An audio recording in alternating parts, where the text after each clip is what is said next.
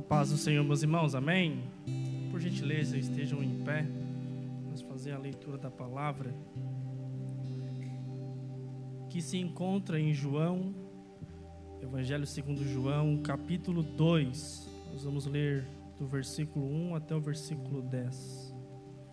Enquanto os irmãos procuram, queria agradecer a Deus por essa oportunidade. Também ao nosso pastor Carlinhos, apesar de estar de férias, nos confiar de estar hoje aqui ministrando sua palavra. Agradecer ao corpo de obreiros, aos irmãos, no modo geral, a minha irmã, por ter cantado hoje, aceita o convite. Muito obrigado. Quantos acharam, digam amém. Evangelho segundo João, capítulo 2, versículos 1 até o versículo 10. Que diz assim a palavra do Senhor. E no terceiro dia houve um casamento em Caná da Galileia, e a mãe de Jesus estava lá. E também foram convidados Jesus e seus discípulos para o casamento. E tendo acabado o vinho, a mãe de Jesus lhe disse: eles não têm vinho. Jesus lhe disse: mulher, que tenho eu contigo? Ainda não é chegada a minha hora. Sua mãe disse aos serviçais: tudo quanto ele vos disser, fazei-o. E estavam ali postas 6 talhas de pedra, do tipo usadas pelos judeus para as purificações, e em cada uma cabiam 2 ou 3 metretas. Jesus lhe disse: enchei de água as talhas. E eles encheram até a borda. E eles lhe disse: tirai agora e levai ao mestre-sala. E eles o levaram. E quando o mestre-sala provou a água tomada em vinho, não sabendo de onde viera, mas os serviçais que haviam tirado a água o sabiam, o mestre-sala chamou o noivo e lhe disse: todo homem, no princípio, apresenta o bom vinho. E quando os homens já têm bebido bem, então o que é pior, mas tu guardastes o bom vinho até agora. Versículo 11. E esse começo de milagres fez Jesus em Caná da Galileia, e manifestou a sua glória, e os seus discípulos creram nele. Até aqui, os irmãos podem tomar os seus assentos?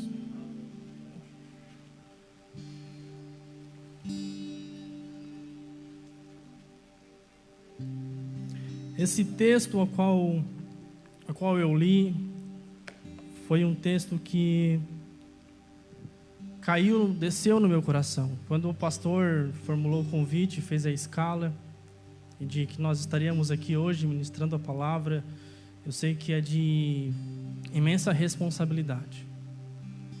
Alguns desejam estar aqui em cima, mas às vezes não sabem a responsabilidade que é de estar aqui.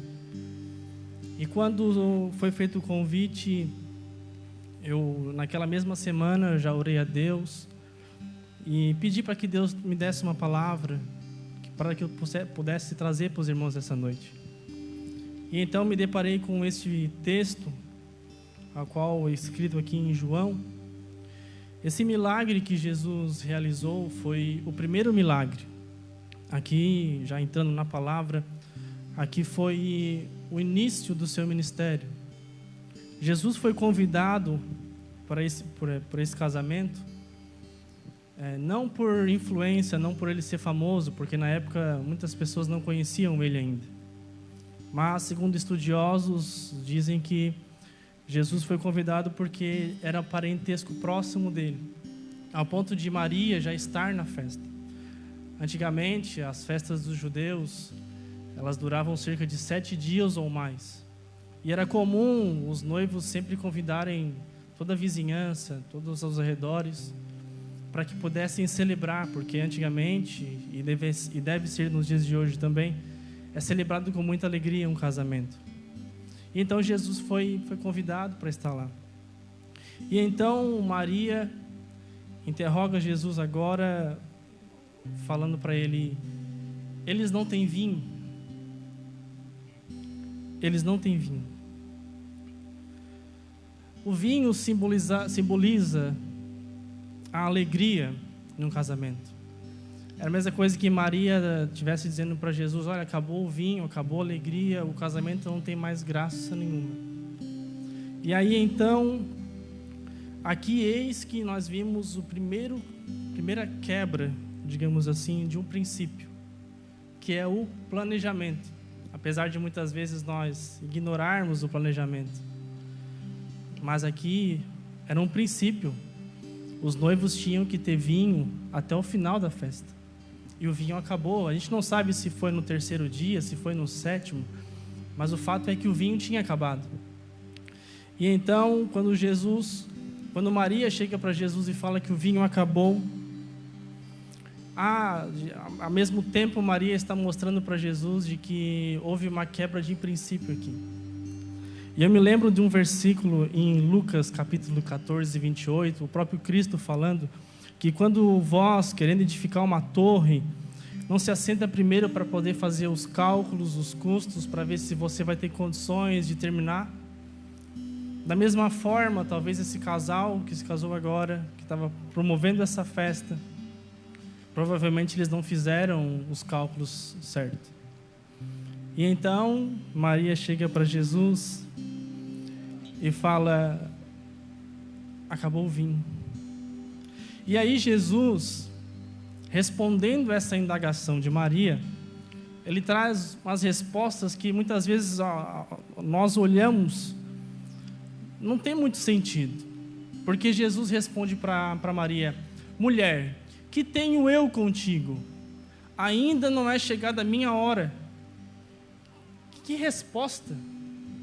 Às vezes, lendo no contexto, a gente pensa que Jesus foi grosso com Maria, mas na verdade o termo que Jesus usou na primeira parte da resposta era comum entre os judeus falarem para suas mães.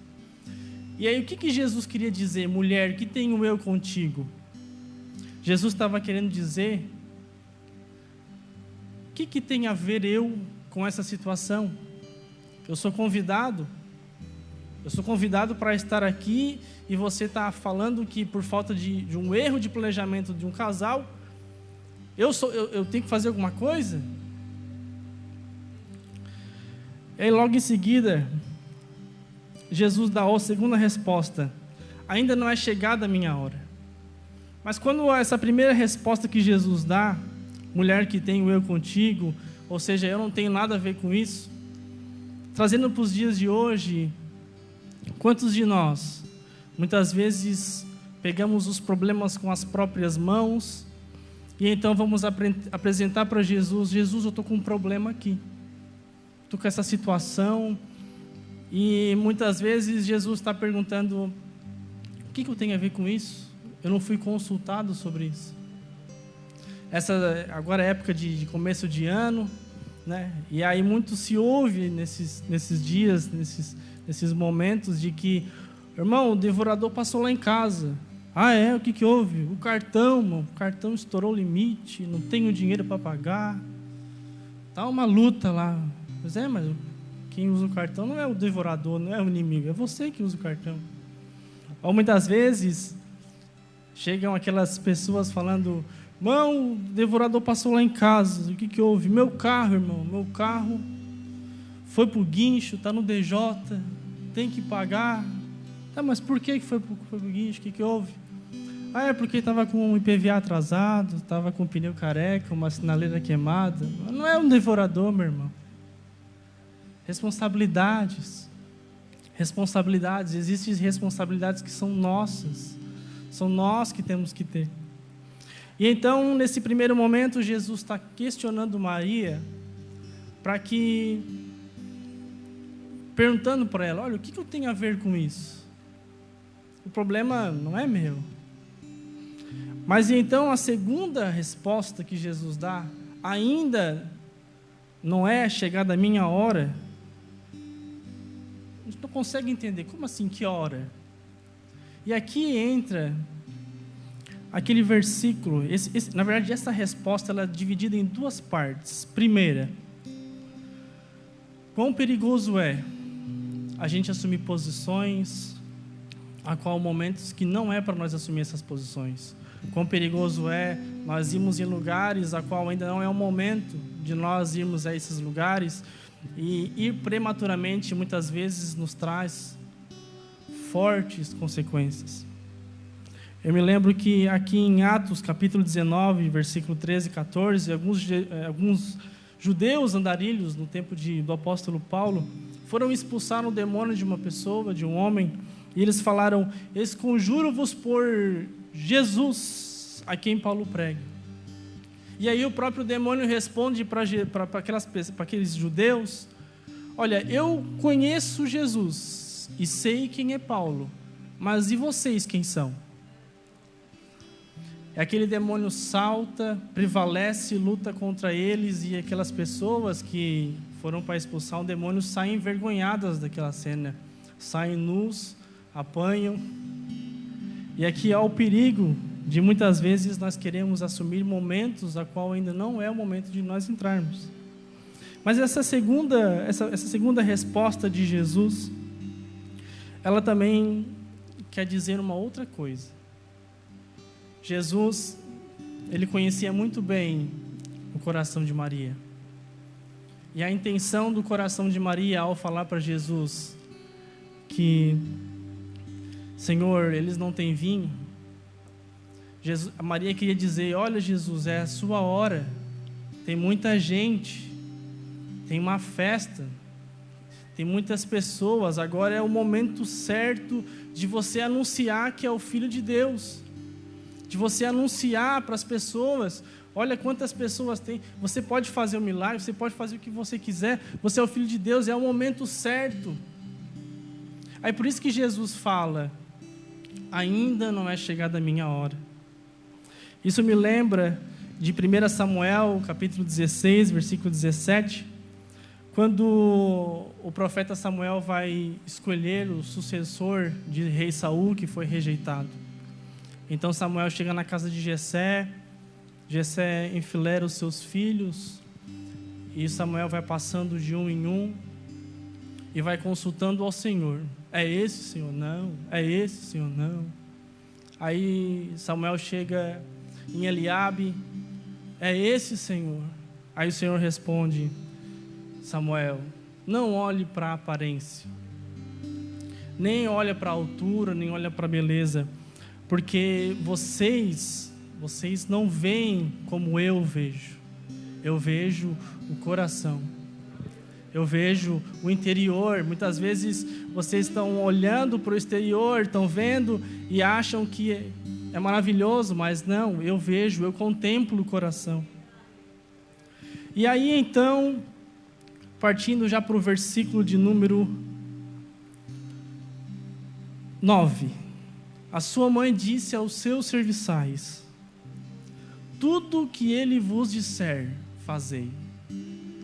Havia quebrado um princípio lá atrás, que era o princípio do planejamento. Mas agora Maria começa a estabelecer o princípio de Deus na terra. Que princípio é esse? O princípio da obediência. Quando Maria diz para os serviçais: "Olha, fazei tudo que ele vos disser." Maria, na sua intenção de talvez pensar em querer ajudar o casal, em querer fazer alguma coisa, de repente ela deixa tudo de lado. Ela vê que não consegue ir contra Jesus, não consegue contra-argumentar. E então Maria, fala para os seus serviçais: "Olha, façais tudo o que Jesus mandar." E aqui eu começo a perceber que o milagre já começa a acontecer. Porque quando o milagre começa a acontecer, geralmente sempre tem obediência. O milagre só vai acontecer quando Jesus disser para nós fazer uma coisa e nós for fazer aquilo. O milagre só vai começar a acontecer na nossa vida, o processo do milagre só começa a acontecer, apesar de todas as coisas erradas que fizemos, mas o milagre começa a acontecer quando começamos a obedecer aquilo que o Senhor fala para conosco. Aleluia.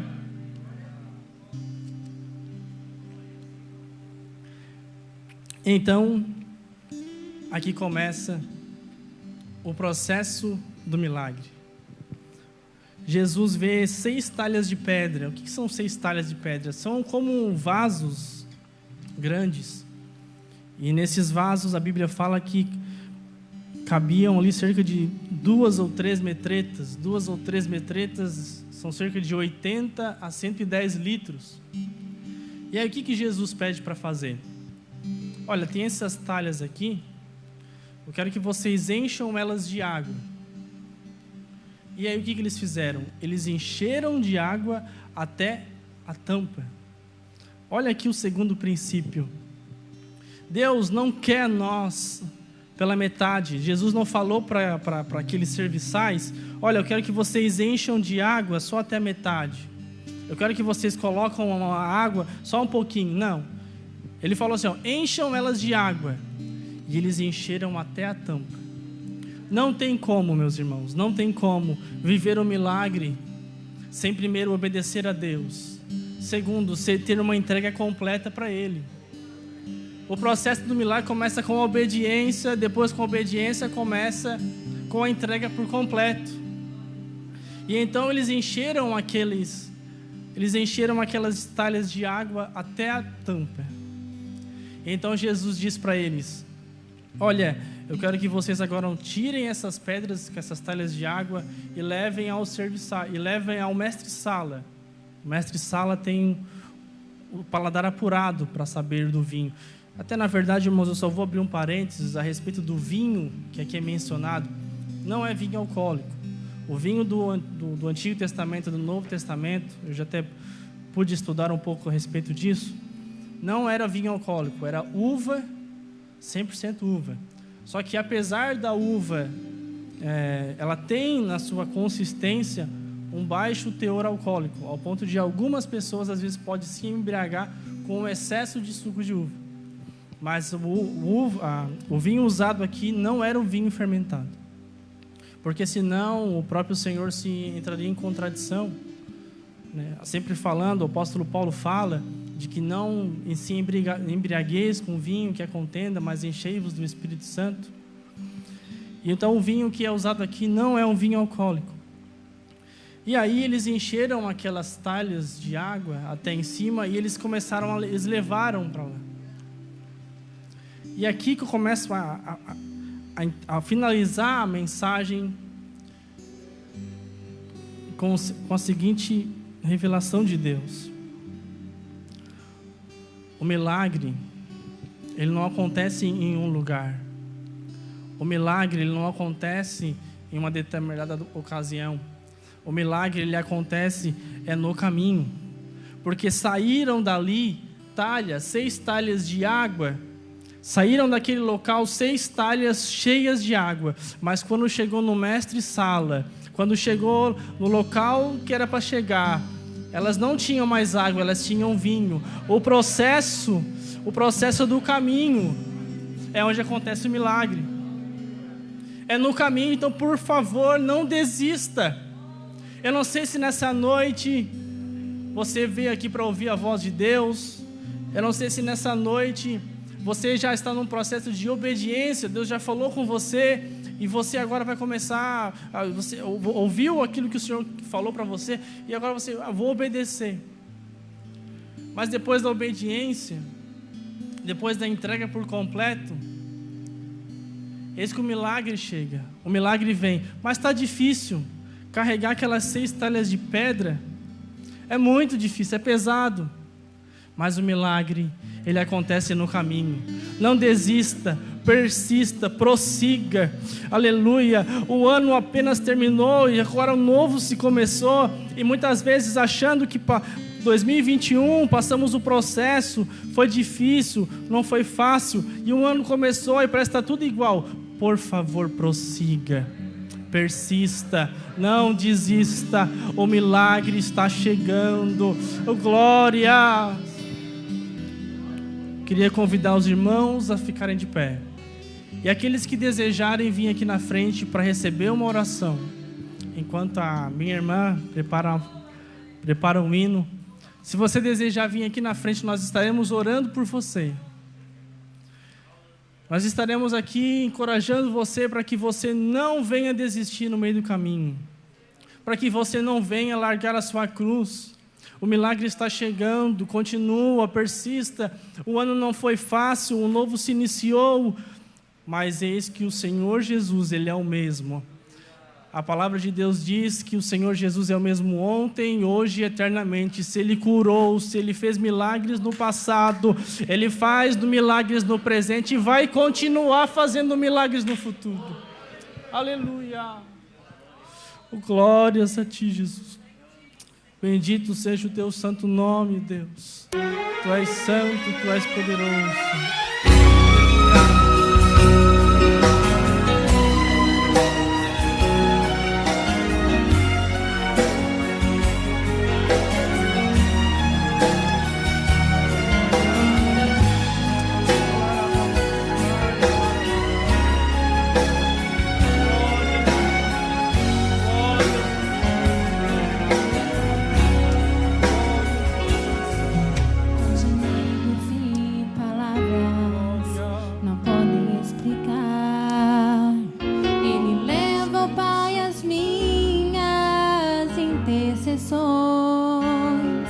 Quando dobro os meus joelhos em meio às tribulações, Ele ouve o gemido do meu coração.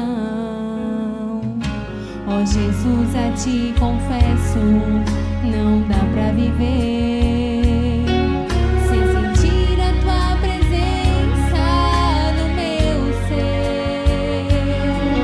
Sou eterno dependente, ser humano tão carente. Estou de novo aqui e quero Teu poder.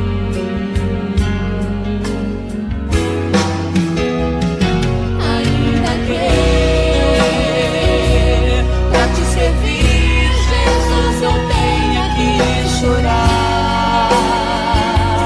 Te servirei porque comigo estarás.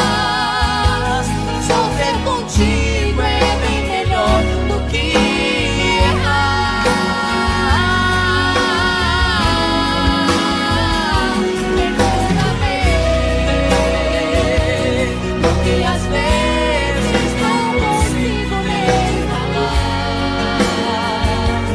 Logo as lágrimas meus olhos vêm molhar, como um sinal que Tu estás neste lugar.